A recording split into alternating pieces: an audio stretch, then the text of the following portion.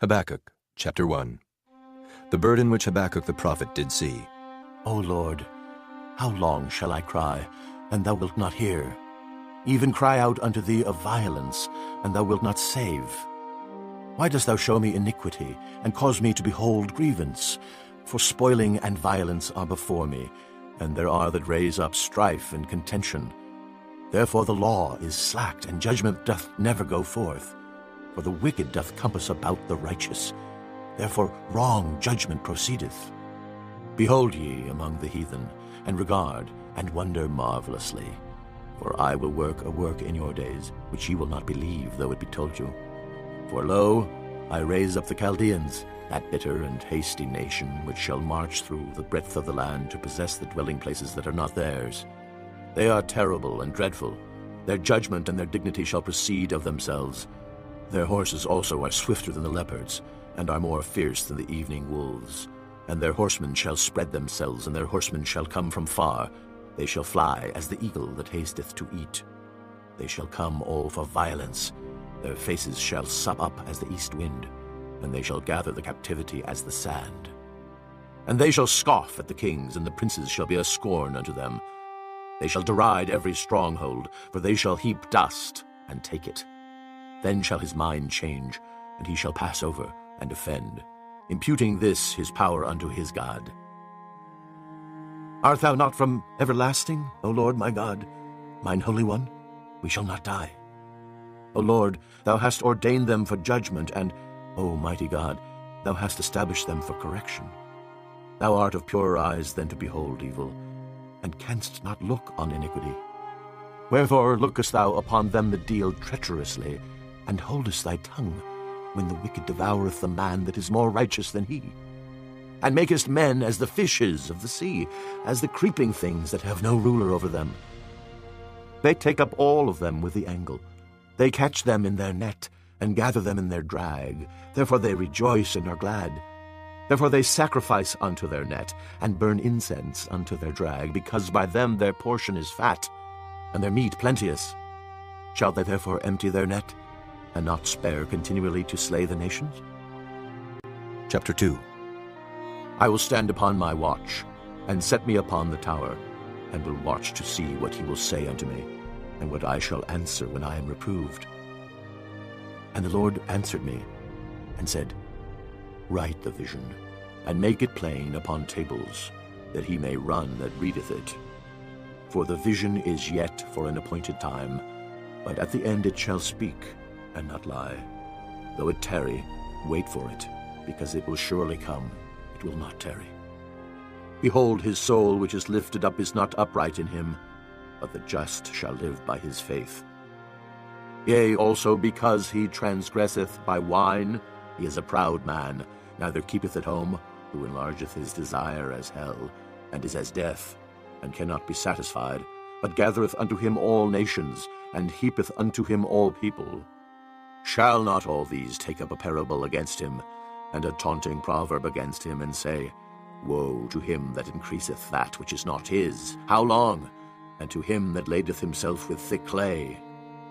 Shall they not rise up suddenly that shall bite thee, and awake that shall vex thee, and thou shalt be for booties unto them? Because thou hast spoiled many nations, all the remnant of the people shall spoil thee, because of men's blood, and for the violence of the land, of the city, and of all that dwell therein.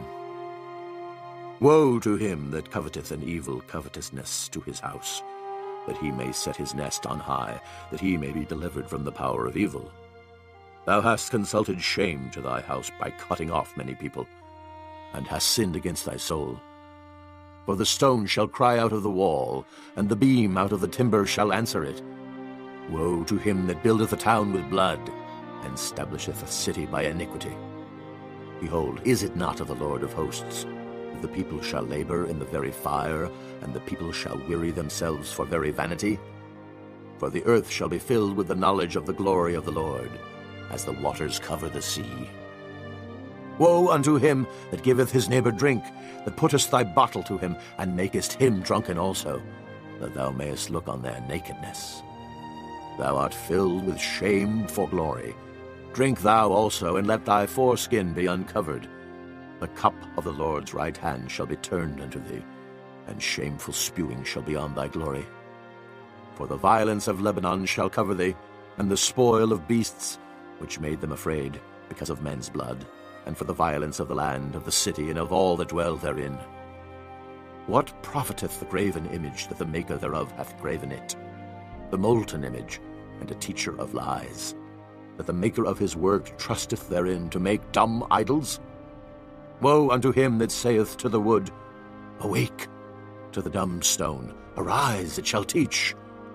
Behold, it is laid over with gold and silver, and there is no breath at all in the midst of it. But the Lord is in his holy temple. Let all the earth keep silence before him. Chapter 3. A prayer of Habakkuk, the prophet, upon Shigionoth. O Lord, I have heard thy speech, and was afraid.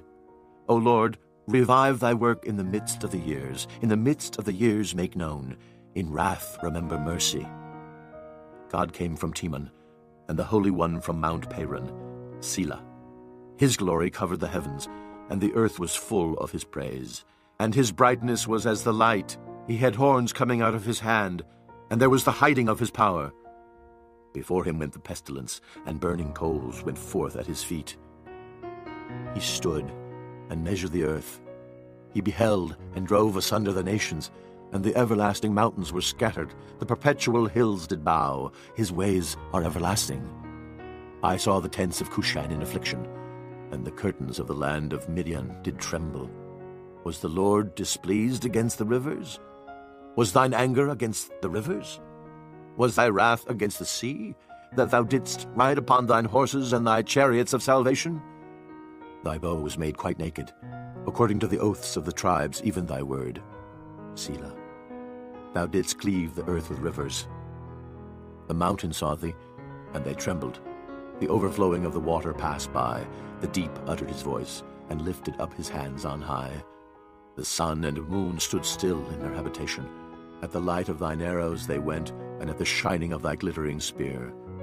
Thou didst march through the land in indignation. Thou didst thresh the heathen in anger. Thou wentest forth for the salvation of thy people, even for salvation with thine anointed. Thou woundedst the head out of the house of the wicked by discovering the foundation unto the neck. Selah.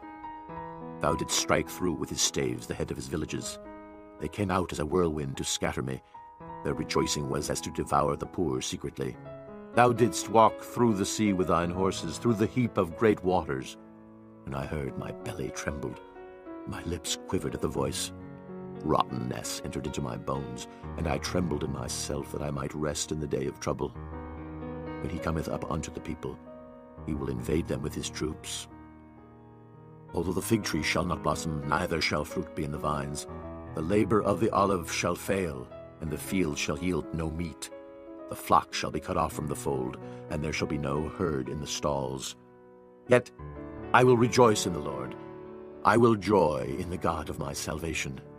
The Lord God is my strength, and he will make my feet like hinds' feet, and he will make me to walk upon mine high places. To the chief singer on my stringed instruments.